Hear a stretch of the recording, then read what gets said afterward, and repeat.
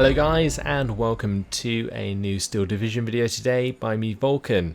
Today I have for you the updated battle group overview for the 12th SS-Panzer, and today I'm going to be talking about the changes that have happened since release. We will talk about any changes I've made to the division personally and why I have done so. So the 12th SS, my 12th SS division, hasn't changed particularly dramatically since release. There are a few significant changes, but not many. We'll start off by having a look at the Recon. So recently I sort of changed up a lot of my divisions to have more reliance on infantry in the Recon tab, and that's why you can see that I now take 2 units of artillery instead of just 1. This has been a change that I've had for quite a while in the 12th SS specifically because of the reliance on the 222 armoured car, which is incredibly useful in Steel Division. But the other thing to note is the lack of reliance now on armoured car recon and like armoured recon in general. Now these 231s for 60 points are actually pretty decent, but I just don't find that I use armoured recon as much as I used to. And that's mainly because the difference between the optics being high on the armoured cars and very high on the infantry, and also the stealth very good on infantry, which allows them obviously to hide in hedgerows and tree lines. So in general, infantry just survives a lot quicker than, or a lot longer, sorry, than vehicles in an extended match. So yeah, that's basically the logic behind it.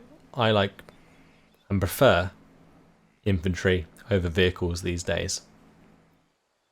In terms of my infantry tab, not too much has changed other than my reliance on Panzer Grenadiers now rather than Pioneers. I swapped out the Panzer Grenadiers for, instead of Pioneers because Panzer Grenadiers, they have the 2 MG guns and they are just incredibly good. Like the MGs that they have are just so damn strong. The MG42s, they have 2 of them. Pioneers only have 1. Yes, they have the HE grenade that can be very good for, like close-up engagements in forests and so on. But I just play around forests with the 12th SS now rather than trying to fight through them because it's kind of a lost cause, and just throwing something to patch it up seems like a waste of points to me. The other thing that I've changed is I don't have any more MGs in this division. It did recently update the availability of the MGs from 3 to 4 for the MG42s, but I still don't have them. I rely on the Pioneer Führer with the 251-9 half-track, which comes in at 2 stars. As soon as the Pioneer Führer is dropped out, becomes 3 stars, and then you get a 3-star 9HE half-track, which is fantastic for the price. If you think of like an IG-18 is 45 points for 9HE, then you add all of the other stats that come with this as a half-track, it's such a cost-effective unit. It really, really is. And I would already say the IG-18 is underpriced. This SDKFZ 251-9 is just superb in Phase B as well. So there you have it. That's my infantry tab. Changed, I guess, more than I said. Taken out the Pioneers, taken out the MG42s, replaced it with just purely Panzer Grenadiers. And this just makes infantry a lot easier to manage as the 12th SS, in my opinion. Now moving on to the tank tab. Phase A has pretty much stayed the same with this division for most things, and the tank tab is no different. The Panzer II Beuter Firefly combo, still potent as ever. Beuter Firefly will take out anything from 1200 meter range for you. That is armoured, of course. And then the Panzer II can accompany it and take on the infantry and rip to shred any light vehicles while it's at it. So that combo's still there. Now one thing that has changed, especially since the latest patch, is the use of Panzer IV-Js. The Panzer IV-Js have been reduced to 125 points from 130, which made them just that little bit more desirable when moving into Phase B with the 12th SS-Panzer. So I no longer bring in any Panther Ds or Whitman in Phase B for the 12th SS anymore. And that's not because the Panzer IVs are better. It's mainly because of the anti-tank tab, where I now bring in Yag Panzers, but I'll talk about that a little later on. These Panzer IV-Js, however, they are very cost efficient now in my opinion. If you keep them with the command, I think they could be very strong.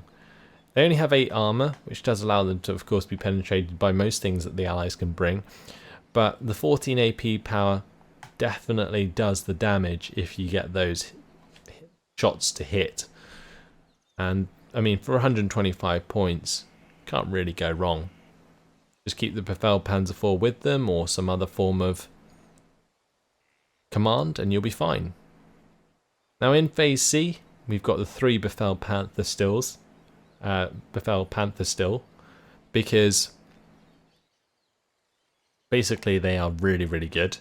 280 points is quite expensive, but you get a 2-star 6 accuracy gun with 17 AP power, as well as 14 front armor, which is 1 more front armor than the Panther Ds that you can get in Phase B. So an absolute force to be reckoned with, and if you make it to Phase C, then you shouldn't really have any troubles dealing with enemy armor.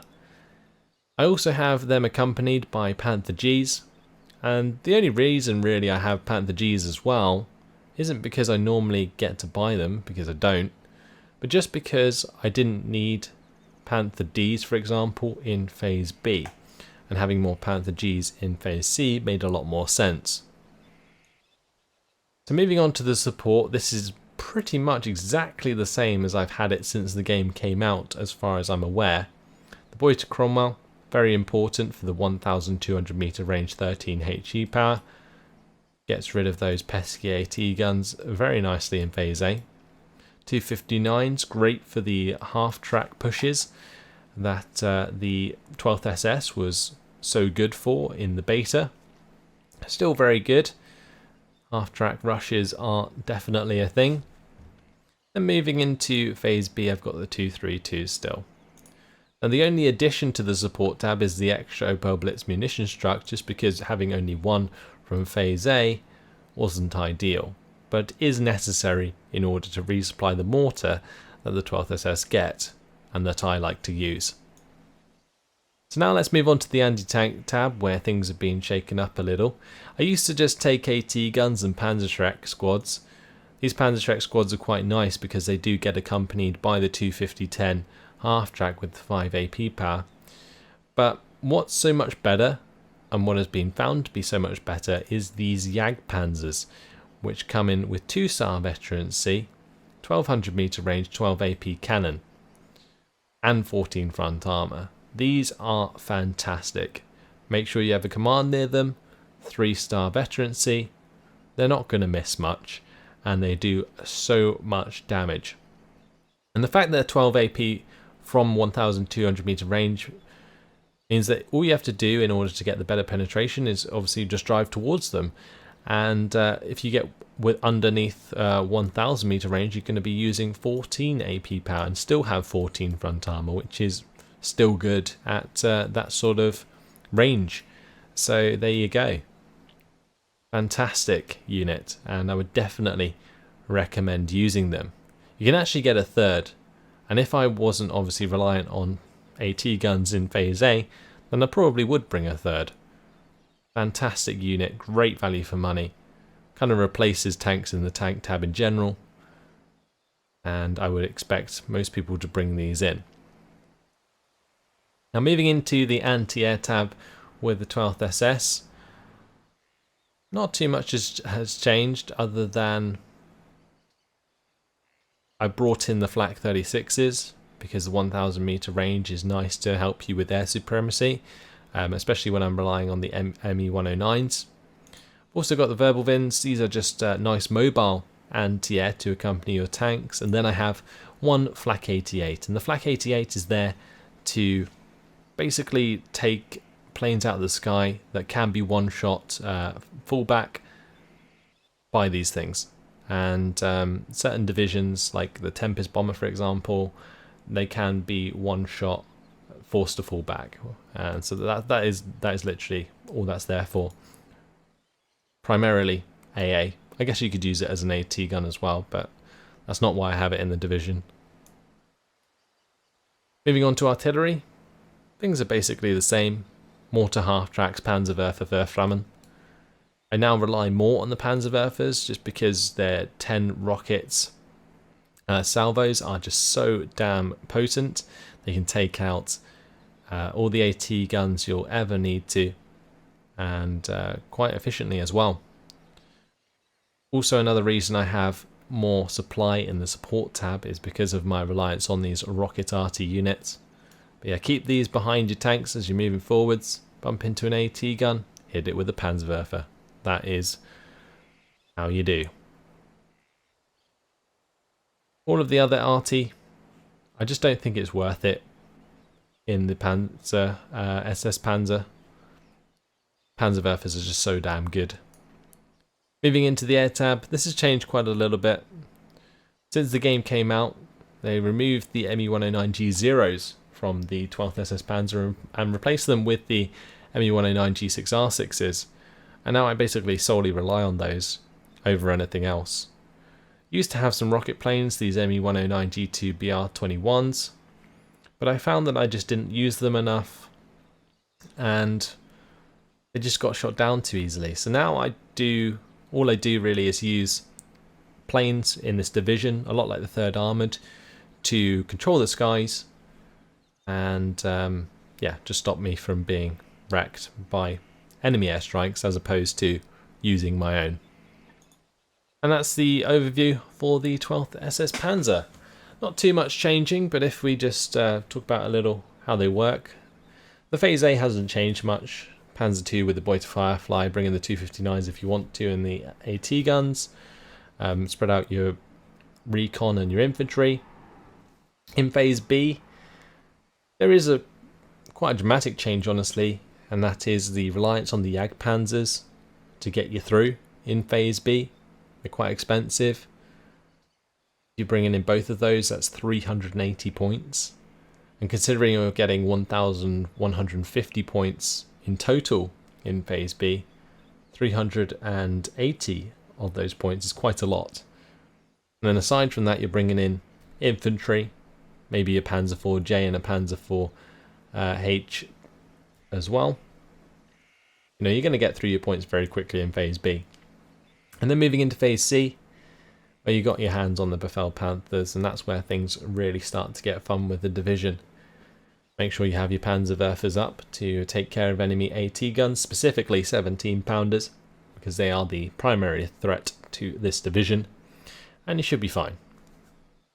And there you have it. Yeah, hopefully you guys have found this helpful. You can find the deck code in the description, of course. Leave me your comments and any changes that you would make in the comments as well. Thanks for watching, hope you enjoyed it, and I'll see you in the next video. Goodbye.